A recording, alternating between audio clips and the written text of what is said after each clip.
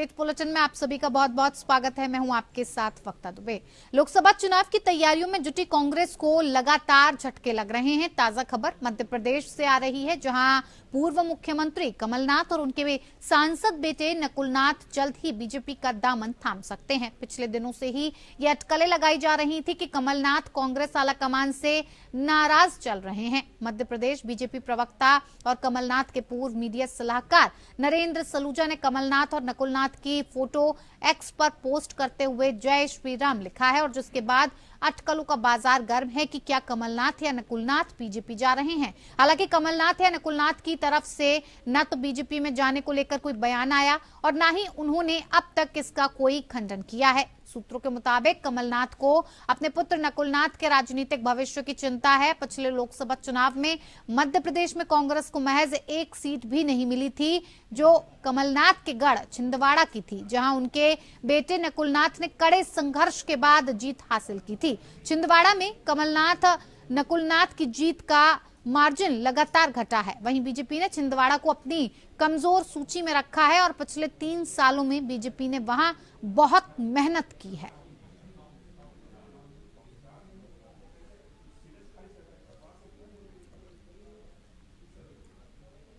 अब खबर मध्य प्रदेश से। नर्मदापुरम नर्मदा जयंती के उपलक्ष्य में विश्व प्रसिद्ध सेठानी घाट पर नर्मदा जन्मोत्सव मनाया गया, और जिसमें मुख्य अतिथि के तौर पर प्रदेश के मुख्यमंत्री मोहन यादव शामिल हुए। सीएम सर्वप्रथम कलेक्ट्रेट कार्यालय में आयोजित संभागीय बैठक में शामिल हुए और इस दौरान बैठक में उन्होंने विकास कार्य और कानून व्यवस्था की समीक्षा की। बैठक के बाद सीएम सेठानी घाट पर आयोजित मुख्य कार्यक्रम नर्मदा जयंती महोत्सव और नगर के गौरव दिवस में शामिल हुए, जहां उन्होंने जल मंच से मां नर्मदा की विशेष पूजा अर्चना की और इस दौरान मां नर्मदा की महाआरती भी की गई।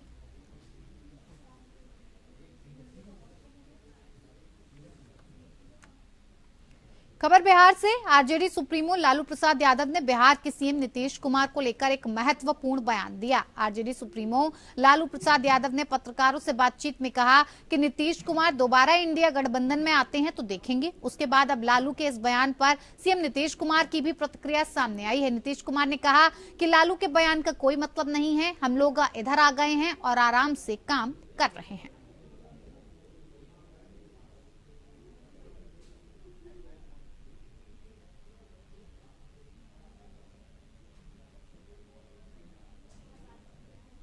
भागलपुर लोदीपुर थाना क्षेत्र के अंतर्गत तहवलपुर में सरस्वती मूर्ति विसर्जन के दौरान 2 पक्षों के बीच भारी बवाल मच गया, जहां दोनों पक्षों के बीच जमकर पत्थरबाजी हुई और जिसमें काफी लोग घायल हुए। वहीं उपद्रवियों ने कई दुकानों को भी क्षतिग्रस्त कर दिया। 2 पक्षों के बीच पथराव होने से कुछ देर तक रण क्षेत्र में बदल गई। पथराव के साथ साथ उपद्रवियों ने हवा में कई राउंड फायरिंग भी कर दी। सूचना मिलते ही मौके पर city SP mister Raj, city DSP Ajay Kumar Chaudhary, SDO Dhananjay Kumar सहित कई थानों की पुलिस पहुंचकर स्थिति को नियंत्रित किया गया। फिलहाल माहौल शांतिपूर्ण है। सिटी एसपी मिस्टर राज और एसडीओ धनंजय कुमार ने यह कहा है कि सामाजिक सद्भावना को बिगाड़ने वाले ऐसे उपद्रवियों को पुलिस छानबीन कर रही है। दोषियों को बख्शा नहीं जाएगा और सोशल मीडिया पर कड़ी नजर रखी जाएगी।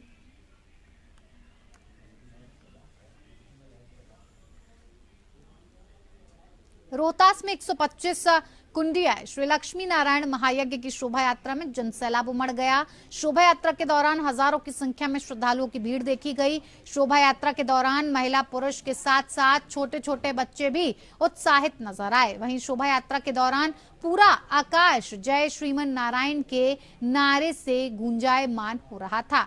आपको बता दें कि श्रद्धालुओं ने 10 किलोमीटर की दूरी तय करके बसही स्थित नदी में श्रद्धालुओं के द्वारा कलश में गंगा जल लिए यज्ञ स्थल की ओर रवाना हुए। तत्पश्चात विधिवत जनों ने शोभा यात्रा के कलश का विधिवत पूजन अर्चना की और जिसके उपरांत लक्ष्मी प्रपंच जी और स्वामी जी महाराज के सानिध्य में कलश का पूजन अर्चना कर शोभा यात्रा यज्ञ स्थल की ओर रवाना हुआ।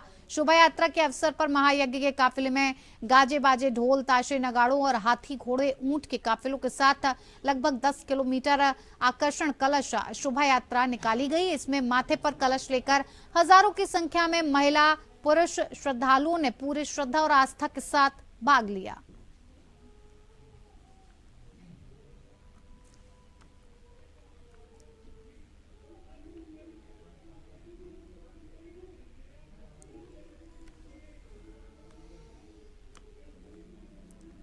तो शोभा यात्रा को लेकर लोग काफी उत्साहित नजर आए और इस शोभा यात्रा को लेकर तमाम तरीके की तैयारियां की गई हैं। आपको ये भी बता दें कि 125 कुंडिया श्री लक्ष्मी नारायण महायज्ञ की इस शोभा यात्रा में जमकर जनसैलाब उमड़ा और इस शोभा यात्रा के दौरान हजारों की संख्या में श्रद्धालुओं की उमड़ती हुई भीड़ देखी गई।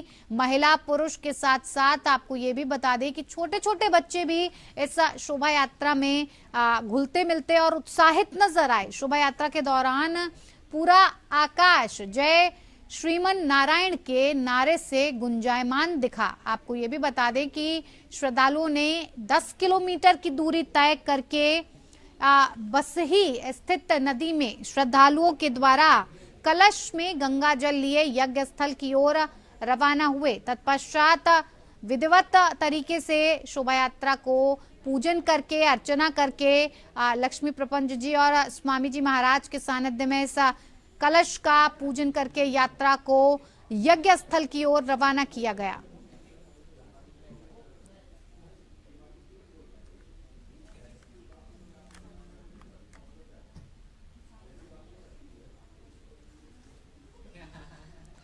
अब खबर छत्तीसगढ़ से। राजनांदगांव जिले के ग्राम सुखरी में देश के पहले पूर्णतः स्वचालित ABS hybrid micropellet fish feed plant का केंद्रीय मत्स्य पालन पशुपालन और डेयरी मंत्री परषोत्तम रूपाला ने शुभारंभ किया।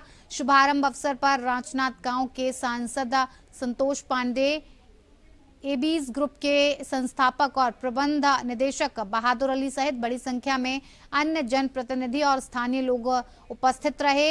एबीसी फील्ड प्लांट के उद्घाटन अवसर पर पहुंचे केंद्रीय पशुपालन मंत्री ने कहा कि भारत में कृषि और पशुपालन एक मजबूत अर्थव्यवस्था है जो ग्रामीण क्षेत्र में संचालित होती है और इस कारोबार को बढ़ावा देने के लिए कोरोना के दौरान 20 लाख करोड़ की प्रधानमंत्री नरेंद्र मोदी ने योजना बनाई, जिसका मकसद था कि पोस्ट हार्वेस्टिंग मैनेजमेंट के नुकसान से लेकर स्टोरेज और ट्रांसपोर्टेशन में इस फंड का उपयोग कर इसे आगे बढ़ाया जाए, जिसका सकारात्मक परिणाम हमें दिखाई दे रहा है।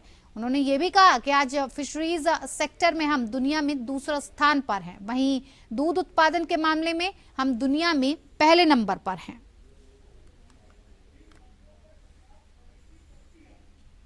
अपनी 8 सूत्रीय मांगों को लेकर राजनांदगांव कलेक्ट्रेट कार्यालय के सामने आंगनबाड़ी कार्यकर्ता ने 1 दिवसीय धरना प्रदर्शन करते हुए प्रधानमंत्री और मुख्यमंत्री के नाम कलेक्टर के माध्यम से ज्ञापन सौंपा है।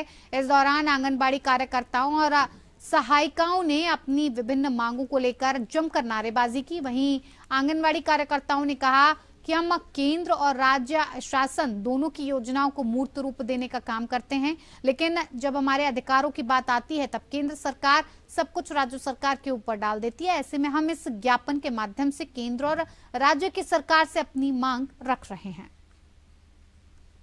सोचा जाए तो हम लोग को 4,500 दे रहे हैं, तो उसमें हम लोग का घर गृहस्थी भी नहीं चल पाता है और उसको मतलब ये करना चाहिए। जैसे राज्य सरकार हमको कई प्रकार का काम दे देते हैं। राज्य सरकार अभी महतारी वंदन का जो योजना अपना निकाला है उसमें उसको हम ही लोग को दे रहे हैं। हम लोग अभी महतारी वंदन में काम कर रहे हैं, उसमें हम लोग को ऑनलाइन करने में परेशानी हो रहा है। ना हम लोग का उसमें कुछ पेमेंट भी नहीं बनेगा ना कुछ, और हम लोग को काम दे रहा है उसमें।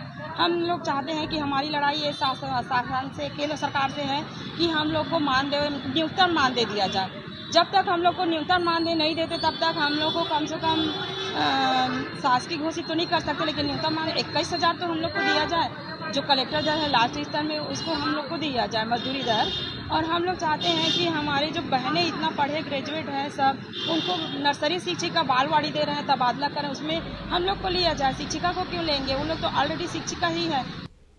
छत्तीसगढ़ महासमुंद जिले के शासकीय कन्या उच्चतर माध्यमिक विद्यालय पिथौरा में विकासखंड स्तरीय विज्ञान मेले का आयोजन किया गया। यह आयोजन राष्ट्रीय शैक्षिक अनुसंधान परिषद नई दिल्ली और एनसीईआरटी रायपुर के तत्वाधान में आयोजित किया गया, जिसका मुख्य विषय समाज के लिए विज्ञान और प्रौद्योगिकी विषय रखा गया था, जिसके अंतर्गत ब्लॉक के विभिन्न विद्यालय से विद्यार्थियों और शिक्षकों की सहभागिता रही। इसका उद्देश्य समाज में बढ़ते अंधविश्वास को दूर करने और विद्यार्थियों को विज्ञान को समझ बढ़ाने के लिए आयोजन किया गया, जिसमें उत्कृष्ट प्रदर्शन करने वाले बच्चों का मॉडल जिला स्तर विज्ञान मेले के लिए चयन किया गया। विज्ञान मेले में मुख्य आकर्षण कन्या पिथौरा की छात्राओं की तरफ से बनाए गए नवीनतम मॉडल गार्डन के झूले झूलने और मंदिर की सीढ़ियां चलने मात्र से ही बिजली पैदा करना, स्मार्ट जूता, गर्ल्स सेफ्टी डिवाइस जैसे मॉडल प्रदर्शन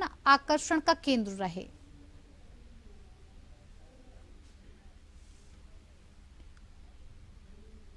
वनांचल क्षेत्र साल्हेवारा के ग्राम समनापुर में करीब 1 माह पूर्व एक नाबालिग आदिवासी लड़की के साथ दुष्कर्म हुआ था, जिसकी एफआईआर साल्हेवारा थाना में 18 जनवरी को दर्ज की गई थी। पुलिस ने छानबीन कर अपराधी को 21 जनवरी को अपने गिरफ्त में ले लिया और जेल में भेज दिया। पीड़ित नाबालिग की स्थिति अभी तक नाजुक है। पता चलने पर सर्ववादी समाज ने आरोपी को फांसी की सजा की गुहार लगाते हुए नायब तहसीलदार साल्हेवार को राष्ट्रपति, राज्यपाल, छत्तीसगढ़ के मुख्यमंत्री और गृह मंत्री के खिलाफ ज्ञापन सौंपा। वहीं सूत्रों से मिली जानकारी के बाद पता चला कि नाबालिग स्थिति ठीक नहीं है। अपराधी से 3 महिलाओं का शोषण हो चुका है। साथ ही अपराधी बेल लेकर यदि छूट जाता है तो नाबालिग पर हमला कर सकता है, जिससे परिवार सदमे में है, जिसे जानकर आदिवासियों का आक्रोश बढ़ गया है और सर्ववादी समाज का जमावड़ा साल्हेवार में उमड़ गया। कल साल्हेवारा तहसील अंतर्गत बड़ी संख्या में आदिवासी समुदाय के लोग इकट्ठा हुए थे। उनके द्वारा एक रैली निकाला गया, जिसका मुख्य उद्देश्य था, अभी जो हाल ही में एक घटना घटी थी जिसमें एक आदिवासी लड़की का मतलब अव्यवहारिक और असामाजिक कृत्य किसी ने किया है, उस आरोपियों का भी फिलहाल बंदी है। तो कार्रवाई जो भी नियमानुसार चल रही होगी, उसको फांसी की सज़ा देने के लिए, ज्ञापन देने के लिए लोग इकट्ठा हुए थे। रैली निकालकर ज्ञापन दिया गया, जिसमें महामहिम राष्ट्रपति महोदय, महामहिम अब नजर डालते हैं झारखंड की खबरों पर। 14 दिन बाद चंपई सोरेन मंत्रिमंडल का विस्तार हो गया है और अब राज्यपाल सीपी राधाकृष्णन ने चंपई कैबिनेट के 8 मंत्रियों को शपथ दिलाई। झामुमो कोटे से 2 नए चेहरे, वसंत सोरेन और दीपक बिरुवा को कैबिनेट में पहली बार एंट्री मिली है। कांग्रेस के सभी पुराने चेहरे ही इस मंत्रिमंडल में भी शामिल किए गए। मुख्यमंत्री चंपई सोरेन ने राज्यपाल को मंत्रियों के बीच विभागों के आवंटन की अनुशंसा कर दी है। गृह, कार्मिक और कैबिनेट मुख्यमंत्री ने अपने पास रखा है। वसंत सोरेन को पथ निर्माण, भवन निर्माण और जल संसाधन विभाग, कई विभागों के मंत्री बनाए गए हैं। वहीं पिछले हेमंत सोरेन सरकार में मंत्री रह चुकी जोबा मांझी को इस मंत्रिमंडल में जगह नहीं मिल पाई। चंपई कैबिनेट में पुराने मंत्रियों के विभागों में ज्यादा फेरबदल नहीं किया गया है। आलमगीर आलम, रामेश्वर उरांव, बादल पत्रलेख और बन्ना गुप्ता के विभाग पूर्ववत रखे गए हैं। झामुमो से मंत्री बने हफीजुल हसन का विभाग भी पूर्ववत रखा गया है।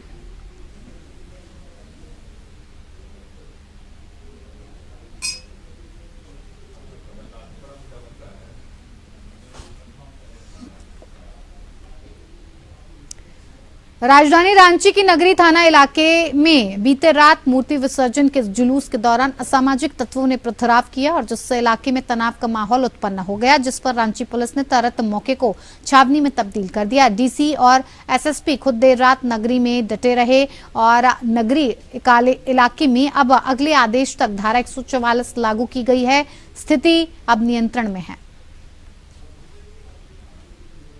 यहाँ दुर्घटना हुई है तो त्वरित मात्रा में पुलिस फोर्स, मजिस्ट्रेट सभी यहाँ पे तुरंत पहुँच गए और अभी स्थिति को पूरी तरह से नियंत्रण में कर लिया गया है। अब इसके आगे अग्रेतर कार्रवाई के क्रम में पहले पूरी इंक्वायरी करवाई जाएगी कि आखिर इस घटनाक्रम के पीछे क्या वजह थी और आगे जो सिक्योरिटी मेजर्स होते हैं उसके अंतर्गत अभी हम लोग पूरे क्षेत्र में धारा 144 अभी तुरंत लागू करने जा रहे हैं और जिसके आलोक में कोई भी व्यक्ति यहाँ किसी भी तरीके के हरवे हथियार के साथ बिल्कुल यहाँ पे मूवमेंट नहीं करेगा और इसके अतिरिक्त अभी FIR भी कराया जाएगा और जितने भी लोग इसके पीछे हैं सभी को चिन्हित करा के उनके विरुद्ध कठोर कानूनी कार्रवाई की जाएगी। रांची के पारस HEC हॉस्पिटल में 50 वर्षीय पुरुष मरीज मिर्गी बेहोशी और बुखार की समस्या के साथ इमरजेंसी वार्ड में पहुंचा।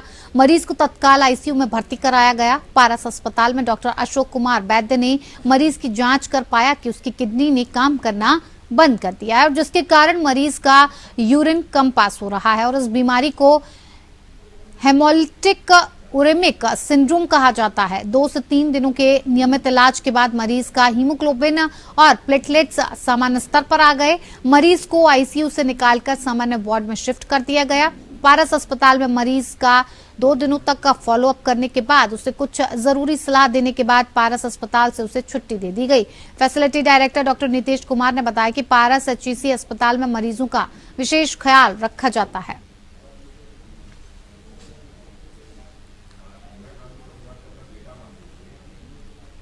इधर बोकारो में जमीन को जबरन कब्जा करने के वर्चस्व को लेकर जमीनी कारोबारी और लोहा कारोबारी के बीच जमकर मारपीट हो गई। दोनों तरफ से जमकर लाठी डंडे चले। जमीन कारोबारी की तरफ से एक व्यक्ति गंभीर रूप से घायल हो गया, जिसको सदर अस्पताल में इलाज के बाद चास के निजी अस्पताल रेफर किया गया। मौके पर कई थानों की पुलिस ने पहुंचकर मामले को शांत करवाया।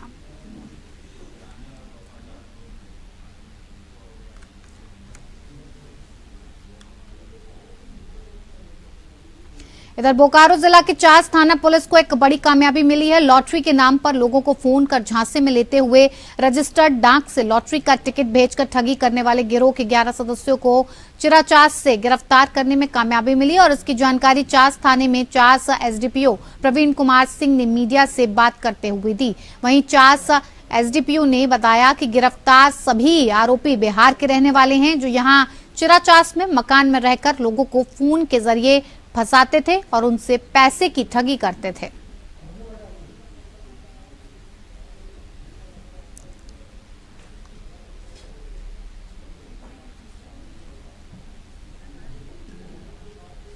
तो चलिए, इस बुलेटिन में मेरे साथ इतना ही। नमस्कार।